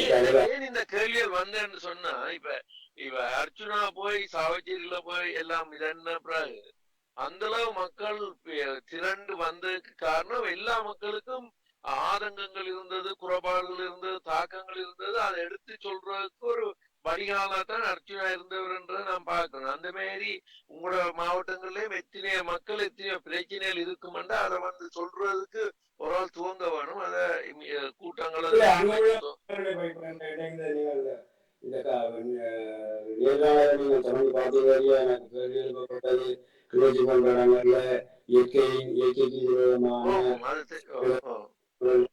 செய்யப்படுகிறது என்று சொல்லப்பட்டது. அது அதுல குழு இப்பயும் வந்து நான் ஒரு 4-5 நாளைக்கு முதல் ஏனாயங்கோட்ல கனகாம்பி ஒரு குளம் இருக்கு. அந்த குளத்துல திட்டன ஒரு 2 அங்க உள்ளூர் நான் சொன்ன மாதிரி இந்த மாஃபியாக்கள், மண் மாஃபியாக்கள் திடீரென 3-4 பேர் சேர்ந்து ஒரு 4-5 நாள் சனி ஞாயிறு பார்த்து லீவு நாள் பார்த்து மழை மழை டிப்பர் உடனே மண் கொட்டிட்டாங்க. கிட்டத்தட்ட 300-400 குளத்தை மூடுறாங்க. குளத்தின் ஒரு பகுதியை காணியாக்கினால் அது கோடிக்கணக்கான பொருள். அப்ப நான் என்ன செய்வது, நான் உடனே ஸ்போட்டுக்கு போய் சம்பந்தப்பட்ட அதிகாரிகளை அங்க வர வச்சு அரசாங்க அதிபர், பிரதேச செயலாளர், நீர்ப்பாய்ச்சல் துறைகளாளர்கள், போலீஸ் எல்லாரும் அரசு கிராம சேவையாளர், கமக்கார அமைப்புகாரர் எல்லாம் கூப்பிட்டு சப்போர்ட்டோட உடனடியாக தடுத்து நிறுத்த நடவடிக்கை எடுக்குது. இப்ப கொட்டுற மண்ணுக்கு அவகாசம் கொடுத்து கொஞ்சத்தை அள்ளிட்டாரு, கொஞ்சத்தை கண்காணிப்புல அள்ளி போட்டு சில பேர். இப்ப நாங்கள் பிரதேச செயலாளர் அவருக்கு ஒரு நோட்டீஸ் 14 நாள் நோட்டீஸ்ல அவர் வழக்கு போட்டு ஓடுறதால அந்த மண் இனி பிரதேச செயலாளர் அதை ரிமூவ் பண்ணுவோம். அப்படி குளத்தை நிரப்பி காணி உருவாக்கி போட்டு அதை எப்படி உறுதியா எடுத்து வீப்பி நம்ம கள்ள உறுதியா எடுத்து வீக்கிறோம். உறுதி கிடைக்க போறது இல்லை. ஆனால் தெரியுதா, இப்ப ஒரு உறுதி இல்லையா வழக்குக்கு போனா 25 வருஷத்துல அதுக்குள்ள அந்த இன்வெஸ்ட் பண்ணி அந்த மணிகள் பண்ணிடுவான். சரி, எல்லாமே சீரழிஞ்சுதான் போயிருக்கிற மாதிரி கிடக்குது இருந்து கதையில கேட்க. நீங்கள் உங்கள் தரவழி அரசியல்வாதிகள் அங்க இருக்கிற மக்களின் வாழ்க்கைய முன்னேற்றி கொண்டு இருக்கிறதுக்கும் அவர்களுக்கு சப்போர்ட் கொடுத்து கொண்டிருக்கிறதுக்கும் நாங்கள் புலம்பெயர்ந்து வந்து ஊரை ஜெயிச்சு கொண்டிருக்கிற மக்களாக நன்றி சொல்லி விடப்படுகிறேன். நன்றி, வணக்கம். ராஜ், 2 கேள்விகள் இருக்கிறது. முக்கியமாக இந்த உங்களுடைய மிக முக்கியமான ஒரு பெரும் போக்குவரத்து பாதையாக இருக்கிற லைன் வீதியில் ஏற்படுகின்ற விபத்துக்கள் தொடர்பாக பல்வேறு கூட்டங்கள் நடைபெற்று, ஆனாலும் கூட இந்த விபத்துக்கள் எதுவும் குறைந்ததாக தெரியவில்லை. நாள்தோறும் தினந்தோறும் A9 வீதிகளிலே விபத்து தொடர்பான செய்திகளும் உயிர்கள் பலியாவதும் தொடர்ச்சியாக வந்து கொண்டிருக்கிறது. உங்களுடைய அபிவிருத்தி குழு கூட்டங்களில் எல்லாம் பல விஷயங்கள் பேசப்பட்டதாகவும் அறிகிறேன். ஆனாலும் எந்த ஒரு தீர்வும் கிடைத்ததாக தெரியவில்லை. என்ன இது தொடர்பாக என்ன செய்ய? ஒன்று வந்து இந்த மோட்டார் போக்குவரத்து விதிகளை மதிக்கும் மக்கள் மதிக்கும். அதுதான் பெரிய காரணம் விபத்துகளுக்கு. மோட்டார் டிராபிக் போதுமான என்ன சொல்றது, இன்ஃப்ராஸ்ட்ரக்சர் சொல்ற அந்த கட்டமைப்புகள் போதுமானதாக இருக்கிறதா? அங்க இருக்குது. இப்ப வெளிநாட்டுல இந்த மாதிரி ஒரு லைசன்ஸ் அப்ளை பண்ணினா அந்த ப்ரொசீஜர் எல்லாமே இருக்குது. ஆனால் அந்த ப்ரொசீஜரை நடைமுறைப்படுத்துற அதிகாரிகள தவறு. அவர்கள் எப்படியாவது லைசன்ஸை கொடுக்குற மாதிரி செய்வாங்க. வெளிநாடுகள்ல அந்த சிஸ்டம் இருக்கு. சிஸ்டத்தை ஒன்றும் செய்யலாது. இப்ப எக்ஸாம் செய்யணும்னா அந்த கம்ப்யூட்டர்ல போய் நாங்கள் அந்த எக்ஸாம் எழுதினால்தான் அது இங்கேயும் எக்ஸாம் அதே மாதிரி சிஸ்டத்துல இருக்குது இங்க. ஆனா எப்படி பாஸ் பண்ண வைக்கிறாரு, பிராக்டிகல்ல பாஸ் பண்ண வைக்கிறாரு. இது எல்லாம் நாலேஜ் உள்ளவர் ஃபுல்லா ப்ரொசீஜர் படி எல்லா நடைமுறைகளையும் பாஸ் பண்ணி வந்தாலும் கூடி ரோட்ல ஓடைக்க விதிகளை கடைபிடிக்க வேண்டியது அவருக்கு பொறுப்பு தான். அதை கணவர் கடைபிடிக்கிறார். ஒன்று இது அடிப்படை காரணம். மற்றது வந்து இன்றைக்கு வடக்கு கிழக்கு சரி இன்றைக்கு எல்லாம் பெரும்பான்மையான வீதி கார்பெட் வீதிகளா போயிடுச்சு. அதிவேகமா ஓடலாம். முந்தைய அதிவேகமா ஓடலாம், கிராம பள்ளத்துக்குள்ளலாம் ஓடலாம். அப்புறம் விபத்துகள் கூட இப்ப எல்லாம் வீதி போகலாம். மற்ற குறிப்பா வந்து கூட ஆக்சிடென்ட் நடக்கிறது இடமாக்குறாங்க கூட ஆக்சிடென்ட். மற்ற இன்னொரு விஷயத்தை நான் கடுமையா பிளைம் பண்ணுவேன், போலீஸ், டிராபிக் போலீஸ். அவங்களுக்கு ஊசம் முறுவது அல்ல முக்கியம், பண்றது அல்ல. இது அவனுக்கு பிழைப்பாங்க. பயங்கரமா பயம் இல்லாம எங்கேயும் சொல்றேன். கண்ணுக்கு முன்னாடி நான் பார்க்கிறேன். ஆக மாசத்துல மட்டும் சில பேர் எழுதுவான் பயனுக்கு. மிச்ச நாட்கள் முழுக்க அவங்களுக்கு ஒரு பெரிய ஒரு பிசினஸ். எங்களுடைய ஆக்களும் நீங்க வழக்கப்படி கேட்ட வழியே சொல்றோம்.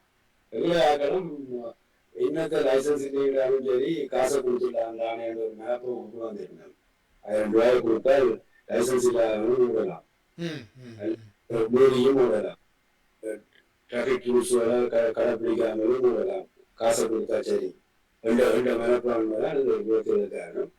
கூட விபத்துகள் வந்து இந்த வாரது வந்து இந்த நித்திர மொழி பாரவாரஸ் பொருட்களை வந்து வெளிக்கிறவ கூட அந்த ஏர்போர்ட் வேனுகள், பெரிய ஹெவி வெஹிக்கிள்கள் வந்து பஸ்ஸுகள், ஈவன் பஸ்கள் கூடிய இந்த சொகுசு பஸ்கள் குழந்தையா இருக்கும். இப்ப அடிக்கடி ஆக்சிடென்ட் பண்றது வந்து ஒழுங்கான நித்திரை. நல்லது.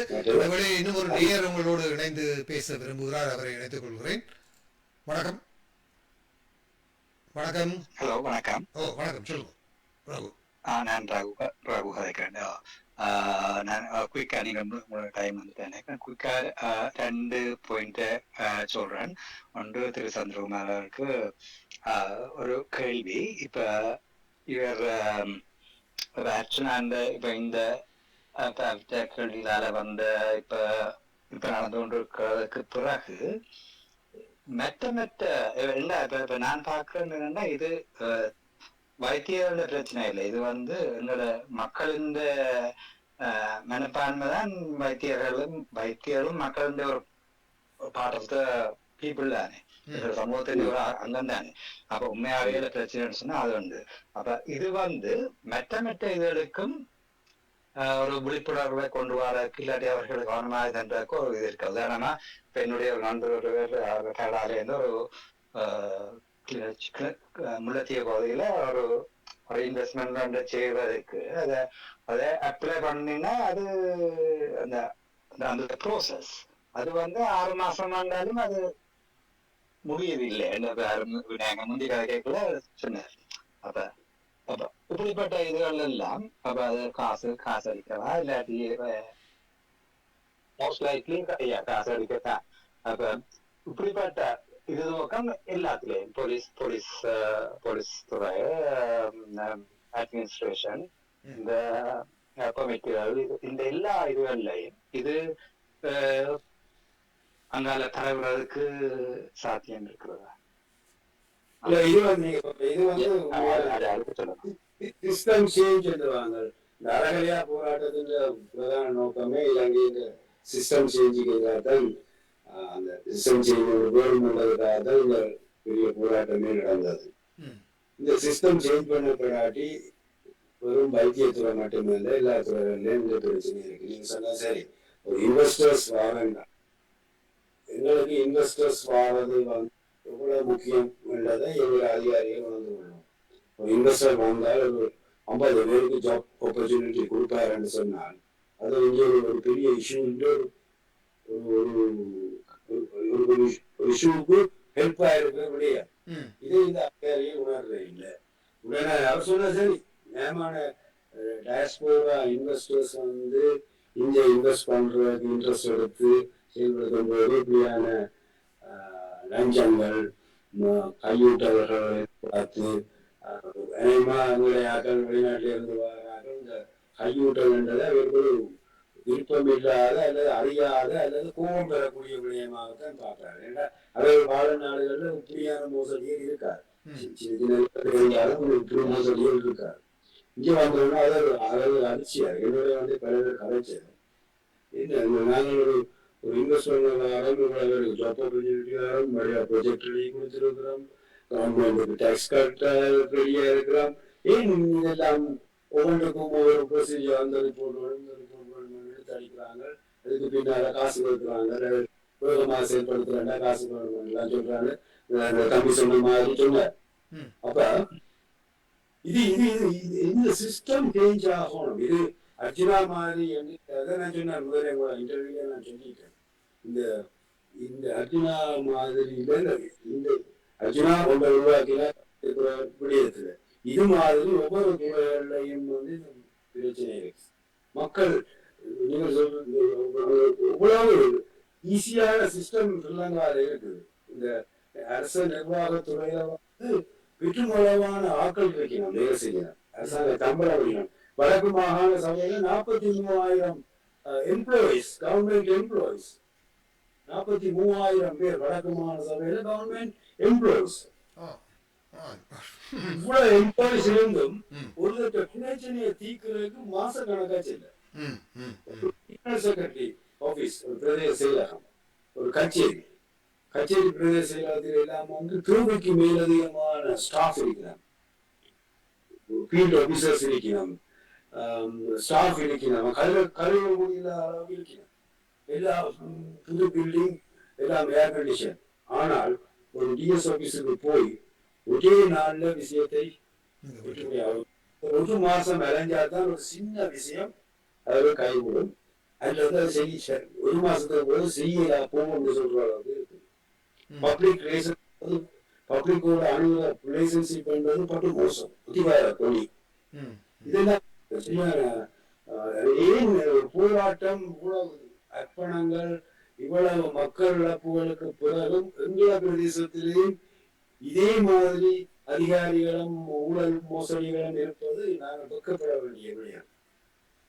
இதை மாற்றோம். இந்த சிஸ்டம் சேஞ்ச் ஒரு ரெவல்யூஷன், ஒரு புரட்சி கூட தான் மாற்றினான். அது இவர் தொடங்கி வச்ச மாதிரி எல்லா துறைகளிலும் இந்த மாற்றத்துக்கான விழிப்புணர்வு கொண்டால் பெரும்பகுதி அரசியல் தரப்புகளுக்கு தான் இருக்கு. நான் அதெல்லாம் சொன்னேன், இந்த அரசியல் தரப்புகள் மாறணும். அவசரம் அரசியல் தரப்புகளும் உசுப்பேற்ற விடயங்களை செய்யட்டும். அதே நேரத்தில் அந்த மக்களின் அடிப்படை பிரச்சனைகளையும் பக்கம் நின்று பார்த்தால் தெரியாத இந்த மாற்றத்தை கொண்டு வரலாம் என்னுடைய நம்பிக்கை. அடுத்த கேள்வி ஏதாவது இருக்கிறதா? நன்றி. தேங்க்யூ. இன்னொரு குயிக்கா ஃபர்ஸ்ட் தேங்க்யூ அவர்களே. நீங்க வாதிட்டு இருந்து இப்படி ஒரு ஆன்சரை கேட்கறது சந்தோஷமா இருக்கு. மற்றது இல்ல, எனக்கு ஆரம்பத்திலே இருந்து இன்னொரு சின்ன ஒரு கொஸ்டின். இவர் டாக்டர் அர்ச்சுனா வந்து இப்ப எனக்கு ஒரு அபிப்பிராயம் இருக்கு. அவர் துவங்கின விதம் அந்த குறுகிய காலத்துல அவர் இதுல அந்த பிரச்சனையை பொதுவெளிக்கு கொண்டது வந்து எனக்கு பெருசா உடன்பாடு இல்லையாண்டா அவர் இன்னும் பொறுத்து வந்து அவர் அதுக்குள்ள இருந்து போராடி இருக்க வேணும்னு தான் என்னுடைய கருத்து ஆரம்பத்துல இருந்து. நான் என்ன கேட்க வந்தேன்டா, இப்ப அவர் சாவச்சேரி ஹாஸ்பிட்டல்ல உங்களுடைய அபிப்பிராயம், சாவச்சேரி ஹாஸ்பிட்டல்ல அவர் இதுக்கு முதலே 2 வருஷத்துக்கு கூடுதலான காலம் இருந்திருக்கிறேன். இல்ல இல்ல இல்ல இப்ப புதுசாட்டம் வந்து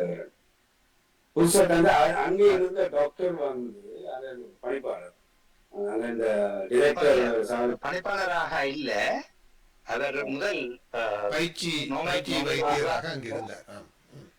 பயிற்சி வைத்தியராக இருந்து அவர் பிரைவேட் கிளினிக் செய்திருக்காரு.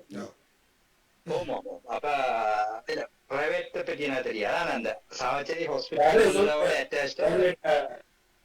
பிரைவேட்டா தாண்டி செய்தான் தனக்கு காருக்கு லீசிங் செய்தான். Right, okay. இல்ல என்ன கேள்வி என்னண்டா, அவர் அந்த இருந்த அந்த 2 வருட காலத்திலையும் இப்படி அப்போ இப்படி ஒரு பிரச்சனையுமே ஒன்றுமே நடக்க இல்லையோன்றது எனக்கு ஒரு கேள்வி. ஏண்டா இப்ப அதுக்கு ஒரு விஷயத்த வெளியில கொண்டு வரதுக்கு நீங்கள் அட்மினா இருக்கணும்னு அவசியம் இல்லை. நீங்க வேலை செய்யறீங்க, அப்ப செய்திருக்கலாம் தானே நினைக்கிறீங்களா? அவர் சரி இருந்தவர் எனக்கு பெருசா ஞாபகம் இல்லை. நீங்க சொன்ன அடிப்படையில பார்த்தாலும் அவர் அந்த 2 வருஷம் இருந்திருந்தாலும் இதே பிரச்சனையே அப்பயும் இருந்ததுதான். அவற்றை போக்கில் ஒரு நிதானம் வேண்டதான் நான் ஆரம்பத்திலே இருந்து இந்த நேர்காணலை சொல்லிக் கொண்டிருக்கேன். எல்லாத்தையும் ஒரே நாள்ல புரட்சியாக மாற்ற முடியாது, கொஞ்சம் நிதானம் தேவை.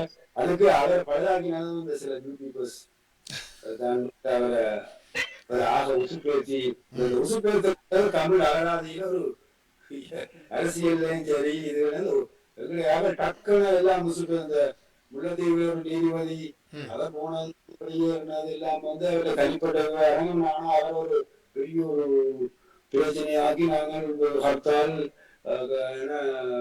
மனித சங்கிலி போராட்டம் எல்லாம் தமிழ் அரசியல் கட்சியில் செய்தது. ஆனா அவர் உருவாக்கின அந்த இதுகளுக்கு பின்னாலே எந்த ஒரு அடிப்படையும் இல்லை. அவரை attorney general மிரட்டினம் Sri Lanka intelligence follow பண்ணு அவர் சொன்னதெல்லாம் போய் இப்ப நிரூபிக்கப்பட்டது. அது மாதிரி கொஞ்சம் நிதானம் தேவை. அவர் ஸ்டார்ட் பண்ணி விட்டது வேற வேற வடிவங்கள்ல அந்த ஆக அவரை உச்சத்துக்கு கொண்டு போய் டக்குன வேற இருந்து சரக்கிகளை பண்ணினதும் இந்த யூடியூபர்ஸ் தான். நல்லது ரகு, நன்றி நன்றி நன்றி நன்றி நன்றி. இறுதியாக சந்திரகுமார், உங்களிடம் நீங்கள் ஏற்கனவே குறிப்பிட்ட ஒரு விடயம், அதாவது ஒரு பொது ஐக்கிய முன்னணி ஒன்றை உருவாக்கி அடுத்த தேர்தலிலே போட்டியிடுவதற்காக யோசிக்கிறீர்கள் என்று நேரம் ஆகிறது என்று தெரிகிறது. ஒரு சின்ன கேள்வி, அதாவது இந்த பொது ஐக்கிய முன்னணியிலே பல சிறு கட்சிகள் இணைவதற்கு தயாராக இருப்பதாகவும் நீங்கள் குறிப்பிட்டிருக்கிறீர்கள்.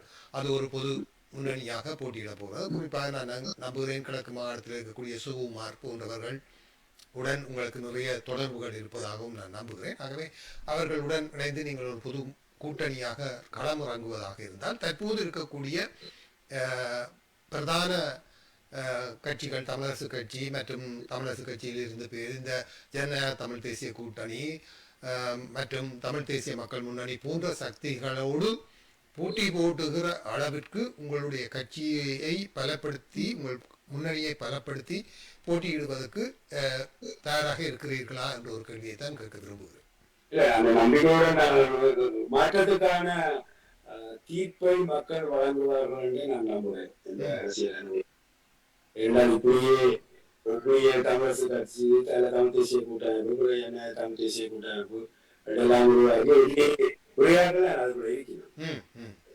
வித்தியாசமாக சிந்திக்கக்கூடிய இளம் தரப்புகள், போக்கு சிந்தனைகள், இது பேச்சினை எப்படி கையாளணும் என்று ஒரு விஞ்ஞானபூர்வமாக சிந்திக்கிற கவர்களை வச்சு கொண்டுதான் ஒரு முன்னாடி காட்டணும் என்பதும் இந்த நம்பிக்கை. மற்ற இந்த இதுகள் எல்லாம் வந்து தமிழரசு கட்சி நான் நினைக்கிறேன் இனி ஒட்டப்பட முடியாத நிலைமைக்கு போய் கொண்டிருக்கிறது.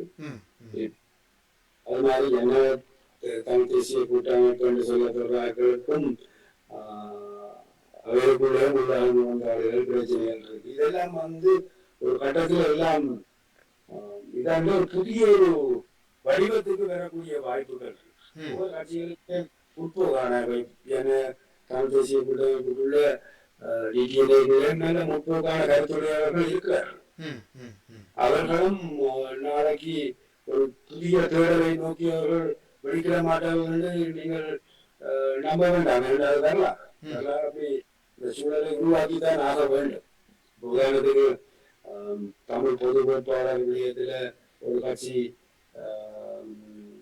நேற்று கூட்டத்துல கலந்து கொள்வது அந்த கட்சியை சேர்ந்ததற்காக நான் இதுக்கு ஆதரவில்லை மாற்று கருத்துக்கள் அங்க வெளிப்படையாக கிடைக்கக்கூடிய ஒரு சூழலை உருவாக்கணும். புதிய உட்கட்சிகள் வெளியாக உட்கட்சிக்குள்ள உள்ள மாற்று சிந்தனைகள் வெளிப்படையாக கிடைக்கிற ஆகவே அந்த வெளிப்படையாக கிடைக்கிற நன்மைகள் நாளைக்கு ஒரு தனி ஒரு பயன்பட்ட ஒரு யுக்தியை உருவாக்குறது முனைய மாட்டார்கள். நீங்கள் பயணிக்கிறீர்கள். நிச்சயமாக மாற்று சிந்தனைகளுடன் இருக்கக்கூடிய புதிய அரசியல் தலைமை ஒன்று உருவாக்க வேண்டும் என்ற மக்கள் மத்தியிலும் ஒரு ஆர்வம் இருப்பதையும் நாங்கள் அவதானித்து வருகிறோம். நிச்சயமாக அது சாத்தியப்பட்டு உங்களுடைய அரசியல் பயணம் வெற்றிகரமாக தொடர வேண்டும் என்று வாழ்த்துக்களையும் நம்பிக்கைகளையும் தெரிவித்துக் கொண்டு உங்களிடமிருந்து விடைபெறலாம் என்று நம்புகிறேன். அப்படித்தானே ராஜ்? நிச்சயமாக. நன்றி நன்றி, மிக நன்றி. உங்களோட உயர கிடைச்ச வாய்ப்புக்கும் உங்களது நிறுவனத்துக்கும் நன்றி. நீங்கள் என்னுடைய கருத்தை பலருக்கு கொண்டு செல்வதை விட்டு நான் உங்கள்கிட்ட நன்றி இருக்கிறேன். நன்றி, வணக்கம். ஆம் நேர்களே, இதுவரை நாங்கள் சமத்துவ கட்சியின் செயலாளரும் முன்னாள் பாராளுமன்ற உறுப்பினருமான திரு முருகேசு சந்திரகுமார் அவர்கள் கலந்து சிறப்பித்த சதுரங்கம் நிகழ்ச்சி இடம்பெற கேட்டீர்கள்.